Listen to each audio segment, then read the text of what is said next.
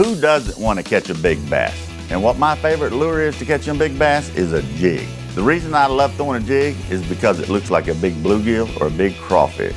And the big crawfish and bluegills, they hide out in the shade in that thickish cover, and that's where the big bass look to feed on them. The problem with conventional jigs, you're always getting hung up, and let me show you why. This is the old standard jig with the regular fiber guard, and the problem with this is it just collapses too easy, and I have literally lost thousands of these jigs just on Lake Fork. I mean, you come up, you're going through a piece of brush, and look at it. It collapses and you're hung up. But with this new one, check that out. You come up against a piece of brush, it deflects it off.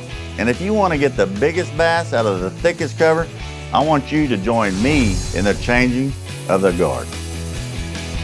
The way you want to rig it is slide the rubber keeper forward past the hook point, and I'll put a little bow in it, and I'll poke the point of the hook into the structure guard just like this, and I'll wet a little bit, and then you can slide your keeper up over the point and over the barb of the hook, and then just pop it loose. And what I do is put a little bow in it like this. That gives it the strength that it needs not to hang up. If you're working it through the cover, you come up to a piece of wood or a limb, it just deflects off of it. You can see that, it just deflects right off of it. Any other jig will hang up. But when a bass bites it in that thick cover, it just comes up behind, sucks it in, he just sucks it right on in. When you set the hook, that guard will hit the inside of his lip, inside of his mouth, and when you set the hook, it rolls it to the side, just like that. And the hook penetrates, and it rolls back up, and it pins the hook point in his mouth to where when the bass jumps, he cannot throw it. And this will get bigger bass out of the thickest cover and in your boat.